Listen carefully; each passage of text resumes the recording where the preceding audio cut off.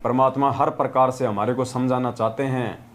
हमने 27 साल से भगवान की बातों को तवज्जो नहीं दी, महत्व नहीं दिया, लेकिन आज इन सात संगतियों के माध्यम से पुण्यात्माओं इन चीज़ों को समझो। परमात्मा का एग्रीमेंट है काल भगवान के साथ में, वरना मालिक तो इतना समर्थ है, एक सेकंड नहीं लगे उसको सबकी गुद्दी पकड़ के सीधे रास्ते पे ले आए, पूरी दुनिया को चुटकी बजाती। लेकिन वो परमात्मा ने नहीं करना है। अगर वही करना होता तो परमात्मा को इस गंदे लोक में आके 27 साल से दुख क्यों भोगने पड़ते। वो तो सतलोक में बैठा बैठा ही पूरी दुनिया को सद्बुद्धि दे देता, इस मार्ग पर लगा देता। जो परमात्मा सतलोक में बैठा बैठा 21 ब्रह्मांड को विमान की तरह यहाँ भेज सकता है सभी जीवात्माओं सहित, क्या वो परमात्मा सतलोक में बैठा बैठा सभी जीवात्माओं को वापस नहीं ले सकता सतलोक? लेकिन परमात्मा की भी कुछ मर्यादा है, कुछ नियम हैं, कुछ एग्रीमेंट हैं काल भगवान के साथ। और काल भगवान ने यही कहा था कि परमात्मा आप नीचे जाओगे, जीवों को अपना ज्ञान दोगे, लेकिन परमात्मा एक मेरे ऊपर मेहर कर देना, जो आपके द्वारा दिए गए ज्ञान को आधार बना के और आपको परमात्मा मान के भक्ति करे, आपकी मर्यादाओं में रहे, उसी आत्मा को यहाँ से लेके जाना, बाकी को मेरे हवाले कर देना। तो परमात्मा ने कहा कि तथास्तु, बाकी मेरे किसी काम की भी नहीं है। जो मेरे द्वारा इतने समझाए जाने के बाद भी अगर उल्टे ही कामों में लिप्त रहेंगे तो वो सतलोक जाने के काबिल नहीं है, वहाँ के लायक नहीं है। ऐसी आत्माएं तेरे अंडर में ही रहेंगी। तो यहाँ पे सुदामा जी के विषय में परमात्मा कह रहे हैं कि सुदामा जी किसी भी जीवात्मा को, किसी भी अपने यजमान को उल्टा सीधा ज्ञान या पूजा पाठ करवा के भ्रमित नहीं करते थे।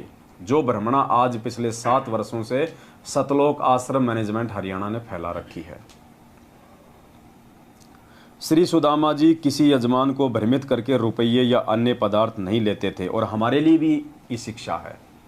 हम जितने भी भाई बहनें जो सतगुरु रामपाल जी भगवान के बच्चे हैं, उनके भगत हैं, चाहे सत्सेवक हैं, हमारे को भी पुण्यात्मा अपने जीवन में इसी प्रकार से रहना है। चाहे हमारे को काम धंधे में नुकसान हो, चाहे लाभ हो, चाहे घर में हानि हो, चाहे बरकत हो, हमने अपने स्वार्थों को कभी भी सामने नहीं रखना है, बिल्कुल समाप्त कर देना है। हमने परमात्मा के भरोसे रख के चलना है। हम जिस भी व्यापार में हैं, जिस भी काम धंधे में हैं, जिसके यहाँ भी नौकरी करते हैं, चाहे लाखों रुपया हमारे सामने क्यों ना पड़ा हो, हमने 1 रुपया नहीं उठाना उसमें से। किसी भी प्रकार से उस मालिक के साथ में, उस व्यापार से हमने कोई चीटिंग नहीं करनी, कोई दगाबाजी नहीं करनी, झूठ छल कपट का सहारा नहीं लेना हमने, वरना परमात्मा उसी समय हमसे दूर हो जाएगा। उसी समय मर्यादा में रह के भक्ति करते करते भी यदि भगत के ऊपर कोई आपत्ति आती है तो पुण्यात्मा उसी समय दिमाग दौड़ा लेना, ये बात को गांठ बांध लेना। अगर मर्यादा में रहते रहते भी भगत के ऊपर कोई दिक्कत आ रही है तो वो परीक्षा है। परमात्मा चेक करना चाहता है हमारे को कि ये हीरा मेरा जो है कितना पक्का है या इसमें कितनी कमजोरी है, क्योंकि संकट में ही भगत की परीक्षा होगी, तकलीफों में ही भगत की परीक्षा होगी। लोहे का जब कोई औजार लोहार बनाता है, उससे पहले उसको आग में जलाता है, उसको लाल कर देता है, फिर उसके चोट मारता है। उसके बिना उसका वो औजार नहीं बनाया जा सकता जो लोहार बनाना चाहता है। तो हम भाई बहनों के ऊपर भी अगर छोटी मोटी कोई समस्या, कोई दुख तकलीफ आ जाती है भक्ति करते करते भी, तो हमारे को ये विश्वास होना चाहिए कि परमात्मा मेरे साथ में है और ज़रूर मेरा गुरुदेव, मेरा परमात्मा, मेरा भगवान मेरी परीक्षा ले रहा है कि मैं कितना उनको समझ पाया, कितने उनको ज्ञान को समझ पाया हूँ। मान लीजिए किसी के ऊपर कोई आर्थिक समस्या है, कोई पैसे की समस्या है, बच्चों की फीस नहीं भर पा रहा, मकान का किराया नहीं भर पा रहा, गाड़ी की वो किस्त नहीं भर पा रहा, तो उस समय उसकी वो परीक्षा है परमात्मा की तरफ से। अब इसमें एक चीज़ और होगी, ध्यान देना इस बात को। ऐसे समय में जब आपके ऊपर कोई आर्थिक संकट आएगा या वैसे कोई प्रॉब्लम आएगी या कोई शारीरिक कोई प्रॉब्लम है, तो बराबर में वो परमात्मा आपको 2-3 ऑप्शन भी देगा। अगर आपके ऊपर आर्थिक समस्या आ रही है तो किसी ऐसे व्यक्ति के द्वारा आपको ये प्रलोभन दिलवाया जाएगा कि यार वो शराब की गाड़ी है, बस कुछ नहीं, रात को वहाँ से वहाँ उसको ठिकाने लगानी है, 3000 रुपये एक रात में। अच्छा हाँ, अरे कुछ नहीं यार, वो छोटा सा काम है, बस वो शराब की पेटी वहाँ से वहाँ करनी है, बस 24 घंटे कमाएगा उतना तो 1 घंटे में मिल जाता है वहाँ। तो परमात्मा हमारे को बराबर में ऑप्शन भी देगा।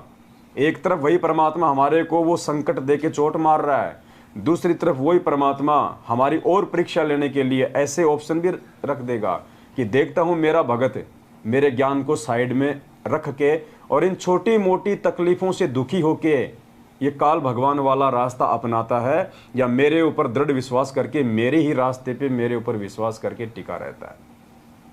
और जो टिका रहेगा उसकी तो परमात्मा बाद में, कुछ दिनों बाद में उसकी बल्ले बल्ले कर देगा।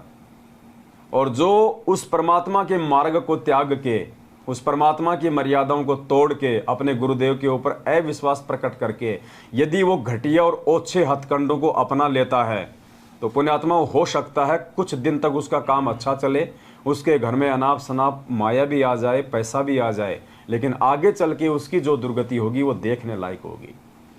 तो यदि हम मर्यादा में हैं, भक्ति कर रहे हैं, और ऐसे में यदि छोटी मोटी तकलीफ या परेशानी हमारे ऊपर आ रही है, तो ये भगवान की मेहर समझना कि परमात्मा तेरी परीक्षा ले रहा है। और परमात्मा किसी की परीक्षा लेगा, इसका मतलब गुरु जी की नज़र उस भगत पे है। तो ये भी समझना कि वो असंख्य ब्रह्मांडों का मालिक और मुझ 2 कौड़ी के जीव पे अपनी नज़र बनाए हुए है। और भगवान जिस पे अपनी नज़र बना दे, फिर वो कौन क्या बिगाड़ लेगा उसको। यहाँ तो सिर्फ थोड़े से विश्वास की ज़रूरत है, फिर थोड़े से धैर्य की ज़रूरत है। सील, संतोष, विवेक, दया, अक्षमा, ये 5 गुण परमात्मा 16 श्रृंगार से पहले परमात्मा ये 5 गुण हमारे को देगा। और ये 5 गुण परमात्मा देगा तो फिर उनकी परीक्षा भी लेगा। अब टीचर भले बच्चे को LKG में या प्रे में A for Apple, B for ball सिखाता है, फिर वो उसकी परीक्षा भी लेता है, टेस्ट भी लेता है। A लिख देगा, फिर A फॉर आगे छोड़ देगा डॉट डॉट डॉट, देखिए बच्चा क्या लिखेगा, A फॉर एप्पल लिखता है या फिर A फॉर बफेलो लिखता है। तो वो परीक्षा भी लेगा फिर साथ साथ में उस बच्चे की। तो इसी प्रकार ये परमात्मा हमारा टीचर है आध्यात्मिक। और परमात्मा जिस हमें जैसे जैसे ज्ञान देते जाएंगे, वैसे वैसे परमात्मा हमारे अंदर मजबूती पैदा करने के लिए हमारी परीक्षा भी लेते जाएंगे कि इनमें थोड़े बहुत वो गुण विकसित हुए हैं या नहीं हुए हैं। तो पुण्यात्माओं, ऐसे समय में हमने बहुत ही सावधान रहना है और गुरुदेव के ज्ञान को आधार बना के, गुरुदेव पे विश्वास करके हमने उन परिस्थितियों का सामना करना है। हमने झुकना नहीं है, टूटना नहीं है उन परिस्थितियों से। यदि टूट जाएंगे सदा सदा के लिए, फिर हम परमात्मा के मिशन से बाहर हो जाएंगे।